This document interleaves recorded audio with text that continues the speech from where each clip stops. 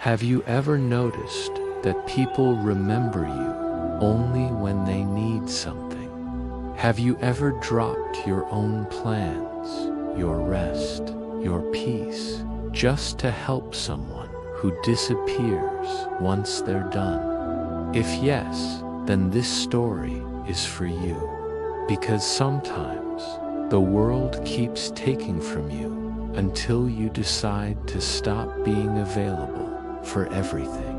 Once upon a time, in a quiet countryside village surrounded by golden fields, there lived a man named Ethan. Ethan was known by everyone. If someone's cart got stuck in the mud, call Ethan. If a roof leaked during the rain, call Ethan.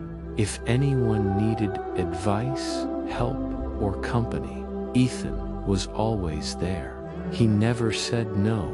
He believed that helping others made him a good man, and it did. But slowly, Ethan's life stopped belonging to him. His own farm was half plowed. His cottage needed repairs, yet he was always out fixing someone else's fence. Every evening when he came home, tired and dusty, his mother would sigh and say, "Ethan, my dear, you help everyone, but who helps you?" He would smile faintly. "It's all right, Mom. One day they'll remember my kindness." But that day never came. One evening, dark clouds gathered. The villagers rushed to save their crops before the storm.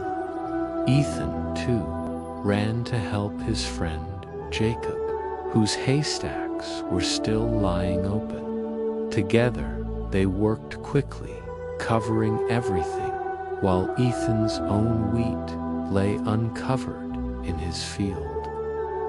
The rain came hard. By the time he reached home, it was too late. His entire crop was ruined. He sat silently on his porch, water dripping from his hair, staring at the muddy field that once gave him hope.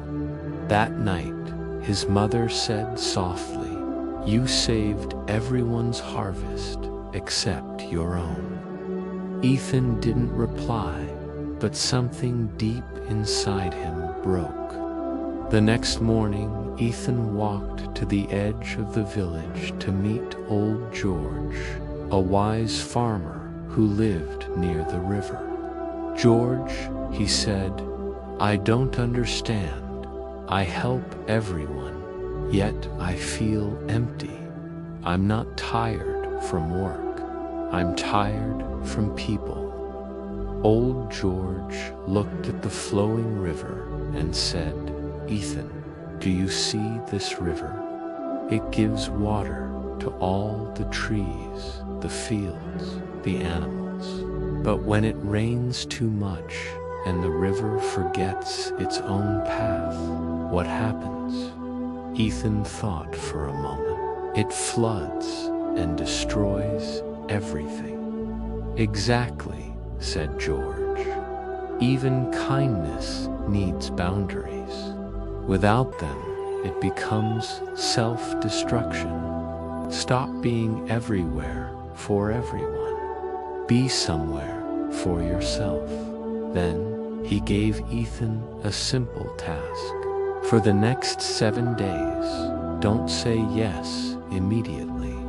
When someone asks for help, pause and ask yourself, "Can I really afford this right now?" If you can't, just say, "Not today." Watch what happens. That week felt strange for Ethan. On the first day, Jacob came running. "Ethan, my bull is sick. Come help me.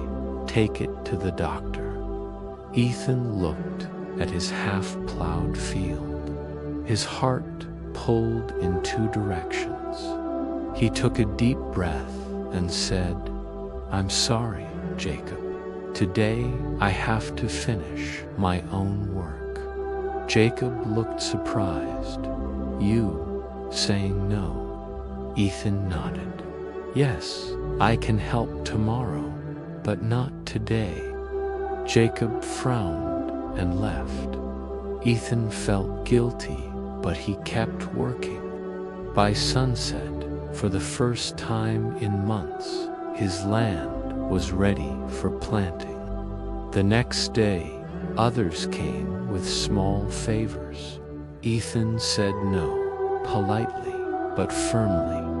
That night, he felt peace he hadn't felt in years. On the fourth day, something unexpected happened. Heavy rain returned, and Ethan's roof began to leak.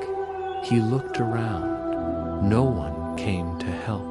He smiled sadly, realizing when he was always available, everyone needed him. Now that he stepped back, silence surrounded him. But instead of anger, he felt strength. He repaired the roof himself, alone, that night. Sitting under his fixed shelter, he whispered, "So, this is what self-respect feels like." Weeks passed. The new Ethan was different. He no longer rushed to please everyone. He chose peace before people's approval. And something amazing happened. People began to respect him. Jacob started handling his own problems. Neighbors stopped knocking for small favors. Ethan's field grew greener than ever. His health improved. His smile returned. And strangely, people still liked him. Now, even more. Because he wasn't the man who did everything for everyone. He was the man who finally valued himself. One evening, old George visited Ethan's home. He looked around the healthy crops and said, "So, Ethan, did the world fall apart when you stopped being available?" Ethan smiled. "No, George, it only changed for the better." George nodded. "When you stopped saying yes to everyone, you finally said yes to yourself. That's when everything changes." So, my friend, are you like Ethan, always available for everyone, but empty inside? Remember this, you're not a bad person for saying no. You're just choosing peace over pressure. When you stop being everywhere for everyone, you finally become someone for yourself. People respect what you protect. So, protect your time, your mind, and your energy. And if this story touched your heart, subscribe to Tales with English, where every story helps you learn English and learn life.